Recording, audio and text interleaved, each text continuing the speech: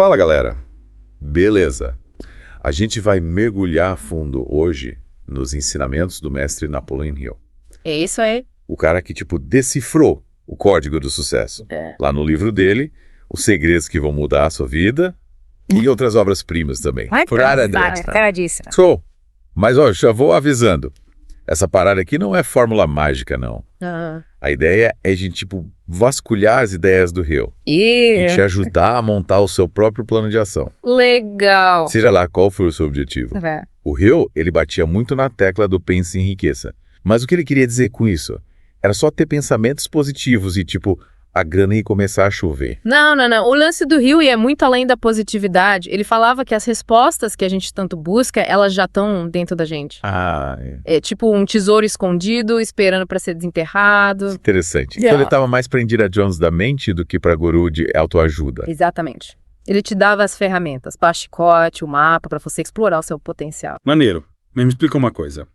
Essas ferramentas que ele te dava eram uns truques mentais, umas técnicas de visualização, nessas coisas. Sim, ele falava bastante disso. Mas o pulo do gato é entender que a gente tem um poder mental enorme, capaz de influenciar a realidade. Caramba. Ele chamava isso de forças invisíveis. Uma energia que a gente pode direcionar para realizar nossos sonhos. Tipo a força dos Jedi. A gente precisa treinar para controlar essa energia e usar ela para o bem. É mais ou menos por aí. O Hill acreditava que com foco, disciplina e as estratégias certas, a gente podia, moldar o nosso destino. Que legal. Mas e aí, essa parada funcionava só para quem queria ficar rico e para quem estava em outras roubadas? Um problemão de saúde, uma treta familiar. É que tá, a filosofia do Hill não se limitava à grana. Ele mesmo usou esses princípios para lidar com uma parada tensa. Ajudar o filho dele, que nasceu surdo. Sério? Que história emocionante. E aí? Como ele usou essa força mental para dar um help pro filho? Ele botou em prática o que pegava. Usou a mesma força de vontade, a mesma fé inabalável que ele ensinava para alcançar a riqueza, mas dessa vez para ajudar o filho a superar a surdez. Que legal. E no final das contas deu certo, o moleque conseguiu ouvir. Sim. O Hill conta no livro que, com muita persistência e usando a força do pensamento positivo, ele conseguiu ajudar o filho a desenvolver a audição e a fala. Pô, que maneiro. Imagina o Hill vendo os aparelhos auditivos de hoje em dia, né? Ia pirar. Com certeza. Mas o mais importante é a mensagem que fica. A gente tem um poder interior gigante para vencer qualquer parada e o Hill provou isso na prática. Tá, beleza. A gente viu que a parada funciona para várias áreas da vida.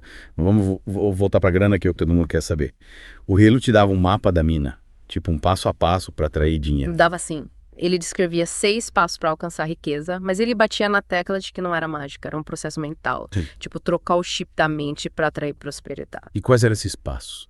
Desembucha. Calma, tem vários passos importantes, como definir um objetivo financeiro claro, criar um plano de ação, ter persistência. Mas o que mais me chamou a atenção foi a ênfase na visualização. Visualização. Ficar imaginando um monte de nota de 100 caindo do céu. Não é bem assim, é mais profundo. O Hill recomendava visualizar você já tendo a grana, sentindo as emoções, a satisfação, como se já fosse real. Entrar no personagem do milionário. Entendi. Então a gente precisa se convencer de que já é rico para poder virar rico de verdade. Exatamente. A gente precisa vibrar na mesma frequência daquilo que a gente quer. Um imã atraindo o que a gente deseja. Seja grana, sucesso, saúde, o que for. Faz sentido. Mas além dessa visualização, que outras dicas o Hill dava pra gente ter sucesso na vida? Não só com dinheiro. Ele falava muito da importância da persistência. Nunca desistir dos seus sonhos, por mais difícil que a coisa fique. Ele dizia que o sucesso, muitas vezes, vem depois de um monte de tombo. Verdade. A gente vê isso na história de vários caras que fizeram sucesso, né? Steve Jobs, Bill Gates, todos eles levaram muita porrada antes de chegar lá. Com certeza. E o Hill também falava a importância de ter conhecimento especializado, ou seja, virar um mestre Jedi naquilo que você faz. Ele dizia que a gente nunca deve parar de aprender, de se aperfeiçoar. Peraí, ele estava falando de voltar para a faculdade, fazer mestrado, doutorado. Não necessariamente. Pode ser fazer uma pós, mas também pode ser buscar cursos online, ler livros, participar de workshops. O importante é se manter atualizado, sempre aprendendo mais sobre a sua área. Entendi, conhecimento é poder. Mas e essa história de forças invisíveis, de poder mental, como ele explicava isso? Era só pensar positivo e pronto. Ele ia além do pensamento positivo. Ele explorava uns conceitos bem interessantes, como a mente mestra, que era a ideia de montar um time de pessoas com o mesmo objetivo, para turbinar os resultados. Tipo uma liga da justiça do sucesso, cada um com seu poder, mas juntos são imbatíveis. Exatamente. Imagina juntar forças com pessoas que te inspiram, te motivam e compartilham a sua visão. Essa energia coletiva te impulsiona pra frente, cara. Maneiro. E ele também falava do poder do subconsciente, né? Como é que a gente acessa a força secreta que tá dentro da gente? Ele dizia que a gente pode usar a autossugestão. Ou seja, repetir frases e pensamentos positivos para reprogramar a mente subconsciente. É tipo plantar uma semente e regar todo dia com fé e paciência até ela brotar. E se a gente tiver umas crenças negativas, tipo, sou um fracasso, nunca vou conseguir, como a gente muda essa fita? Aí a gente usa essa técnica da impressão. É trocar as crenças limitantes por crenças fortalecedoras. Tipo trocar o disco da vitrola. Para isso, o Hill recomendava usar a repetição, a visualização e a emoção. Entendi. É tipo fazer uma lavagem cerebral, só que por bem. Mas, e aí? O Hill falava de mais algum segredo, algo mais, digamos, inusitado. Só falando da transmutação sexual, né? Esse é um dos conceitos mais polêmicos do Hill. Isso aí sempre causa um rebuliço, né? Mas o que ele queria dizer com isso tinha a ver com... Calma, o Hill não estava falando de sacanagem. Ele se referia à canalização da energia sexual para fins criativos, para alcançar seus objetivos. Ele observou que muita gente de sucesso usava essa energia de forma sublimada, tipo um combustível para realizar sonhos. Interessante. Tipo, transformar a libido motor para conquistar o que a gente quer. Exatamente. Mas o Hill também alertava para os perigos de usar essa energia de forma errada, descontrolada. Ele pregava o equilíbrio e a responsabilidade. Entendi. Usar força, mas com sabedoria. Na prática, como a gente aplica tudo isso no dia a dia, o Hill dava exemplos. Ele falava muito em ter um objetivo claro, um desejo ardente, e correr atrás dele com todas as forças. Ele também dava dicas para superar o medo, procrastinação, a falta de autoconfiança, e ele usava exemplos de pessoas que superaram essas paradas e chegaram lá. Legal. E como ele ensinava a lidar com medo? Tinha alguma técnica ninja? Ele falava em encarar o medo de frente, se expor aquilo que te dá medo até ele perder a força. Tipo, se você tem medo de falar em público, a solução é falar em público. Exatamente. E ele dava dicas de como se preparar, como controlar o nervosismo, como se conectar com a galera. Ele também falava em usar o poder do subconsciente para vencer o medo, programando a mente com pensamentos de coragem e confiança. Show! Mas e pra quem tá cheio de pepino? Tipo, desempregado, endividado, com autoestima no chão, o Hill dava alguma luz no fim do túnel. Claro, ele era o mestre em transformar um negativo em positivo. Ele dizia que os problemas são oportunidades disfarçadas, que a gente pode usar as dificuldades para crescer, para ficar mais forte. E ele dava exemplos de gente que passou por cada perrengue e saiu do outro lado ainda mais forte. Que massa! Mas, pra gente finalizar essa primeira parte do nosso mergulho, que tal a gente resumir os aprendizados do Hill? Tipo, as dicas de ouro para ter sucesso. Bora lá, primeiro.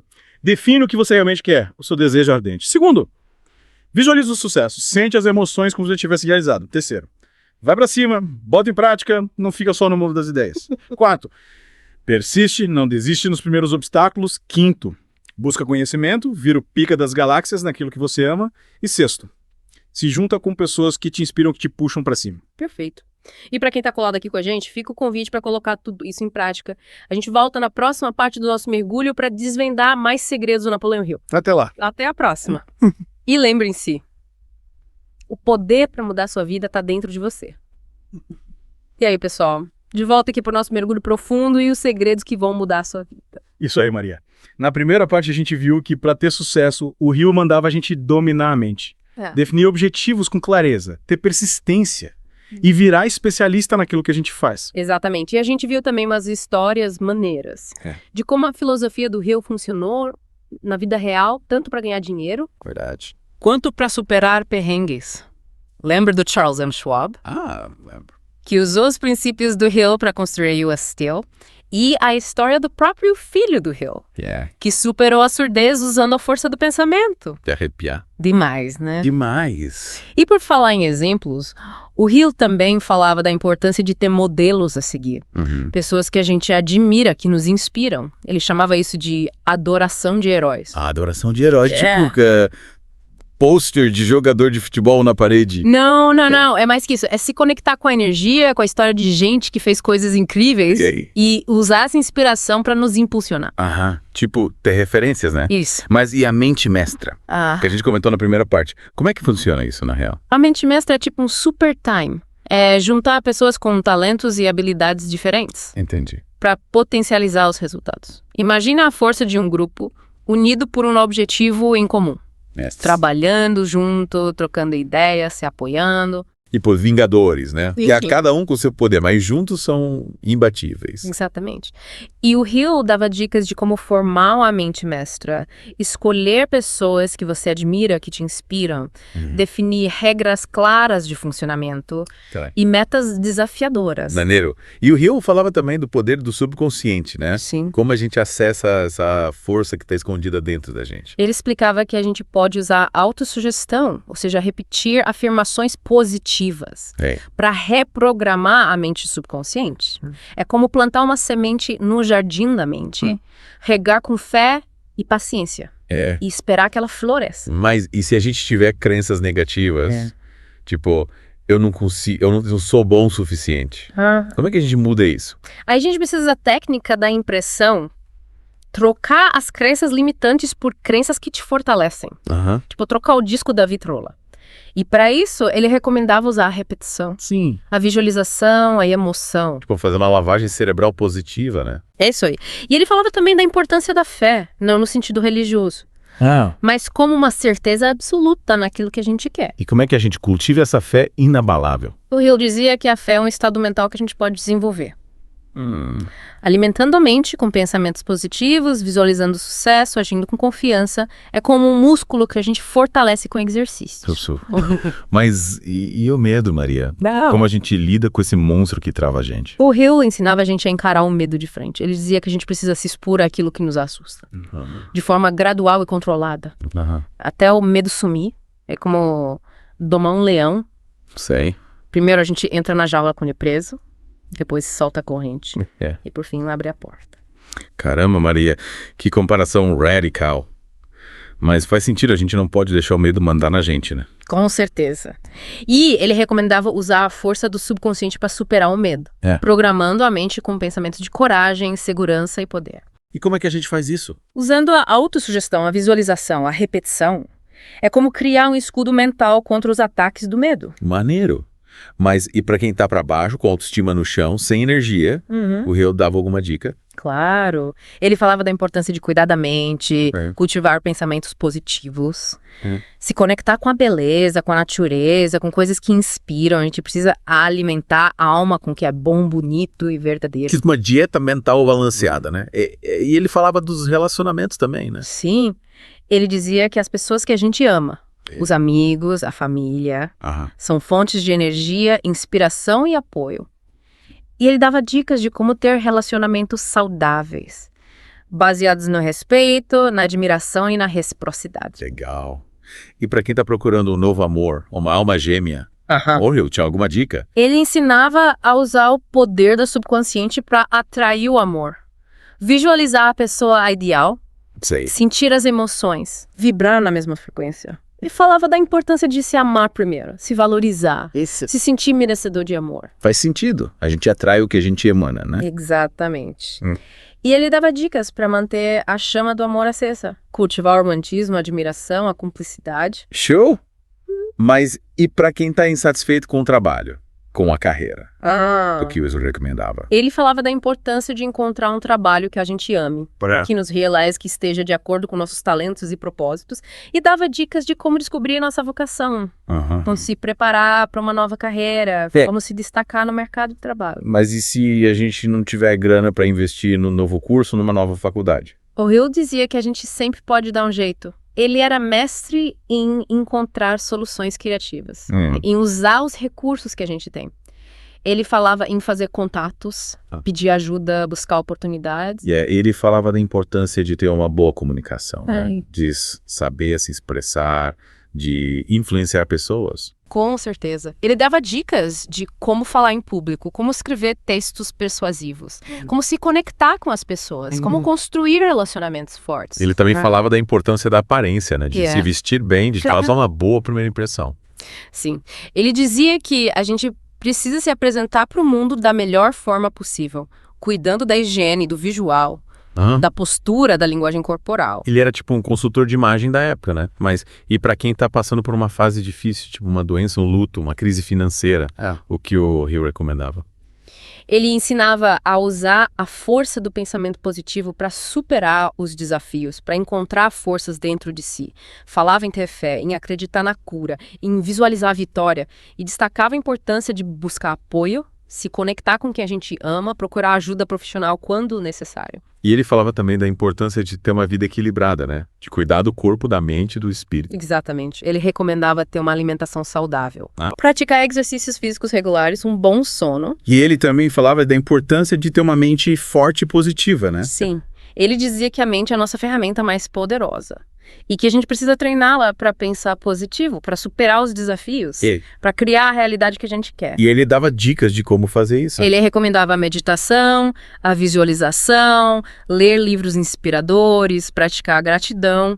E ele também falava da importância de ter um hobby, algo que a gente goste de fazer, que nos relaxe e nos dê prazer. E ele falava da importância da fé também, né? Sim. De se conectar com algo maior que nós mesmos. Com certeza. O Hill dizia que a fé é uma força poderosa, que nos dá esperança, que nos impulsiona para frente, que nos conecta com o nosso propósito de vida. E como a gente cultiva a fé, Maria? Ele recomendava a oração, a meditação, ler textos sagrados, praticar a caridade. E ele também falava da importância de se conectar com a natureza, contemplar a beleza, sentir a grandiosidade do universo. Que legal! O Hill era tipo um guru da autoajuda, né? Ele tinha dicas para tudo. Ele era um visionário. Um cara à frente do seu tempo que dedicou a vida a estudar o sucesso e a compartilhar o que ele aprendeu com o mundo. E aí, galera? De volta para a última parte do nosso mergulho nos segredos que vão mudar a sua vida, do Napoleon Hill. Chegamos na reta final, hein? É isso aí. Já exploramos várias dicas do Hill para ter sucesso, definir objetivos, ter persistência, dominar a mente, vencer o medo. Mas e os hábitos, hein? É verdade. Ele falava sobre isso. Tipo, quais hábitos a gente precisa ter para ter uma vida mais próspera e feliz? Boa pergunta. Afinal de contas, são os hábitos que moldam o nosso dia a dia, né? É, exatamente. Os nossos hábitos meio que traçam o nosso destino. A gente colhe o que planta, né? Verdade. E ele listava 30 hábitos que a gente precisa eliminar para ter sucesso. Caramba. 30. Quais são os mais perigosos? Ele destacava a procrastinação, a falta de um objetivo claro, a falta de ambição, a indecisão, o medo da crítica, a falta de entusiasmo. Eita, acho que eu tenho uns 10 desses aí. Mas e aí? O que ele recomendava pra gente mudar? Ele dizia que a gente precisa trocar os hábitos ruins por hábitos bons. Ah, tá. E para isso ele recomendava usar força de vontade, a repetição, a autossugestão. Entendi. É como se a gente fizesse uma faxina geral no nosso comportamento, né? Isso aí. E ele falava também da importância de ter um mentor, alguém que te inspire, que te guie no caminho do sucesso. Tipo um mestre Jedi. Exatamente. E ele dava dicas de como encontrar um bom mentor, procurar pessoas que já conquistaram o que você deseja, que tenham valores parecidos com os seus. E que estejam dispostas a te ensinar o que elas sabem. Show de bola. E o Hill falava da importância da saúde também, né? De cuidar do corpo para ter mais energia para correr atrás dos nossos sonhos. Com certeza. Ele dizia que a saúde é o alicerce de tudo. A gente precisa cuidar do corpo como se fosse um templo. Ele recomendava uma alimentação saudável, exercícios físicos regulares, um bom sono. E ele também falava da importância de ter uma mente forte e positiva, né? Sim. Ele dizia que a mente é a nossa ferramenta mais poderosa e que a gente precisa treiná-la para pensar positivo, para superar os desafios, para criar a realidade que a gente quer. Legal. E ele dava dicas de como fazer isso. Ele recomendava meditação, a visualização, ler livros inspiradores, praticar gratidão. E ele também falava da importância de ter um hobby. Algo que a gente gosta de fazer, que nos relaxe e nos dê prazer. Maneiro. E ele falava da importância da fé também, né? De se conectar com algo maior que nós mesmos. Com certeza. O Hill dizia que a fé é uma força poderosa, que nos dá esperança, que nos impulsiona para frente, que nos conecta com o nosso propósito de vida. E como a gente cultiva a fé? Ele recomendava a oração, a meditação, ler textos sagrados, praticar a caridade. E ele também falava da importância de se conectar com a natureza, contemplar a beleza, sentir a grandiosidade do universo. Que legal. O Hill era tipo um guru da autoajuda, né? Tinha dicas pra tudo. Ele era um visionário. Um cara à frente do seu tempo que dedicou a vida a estudar o sucesso e a compartilhar o que ele aprendeu com o mundo. É verdade. E a gente teve a honra de mergulhar nesse mar de sabedoria. Valeu, Maria, por compartilhar essa jornada com a gente. Valeu, João. Foi um prazer estar aqui com você. E para quem está ouvindo a gente, fica o convite para colocar em prática os ensinamentos do Napoleon Hill e criar a vida que vocês sempre quiseram. E lembrem-se, o poder para mudar a sua vida está dentro de você. Até a próxima, galera. Até mais.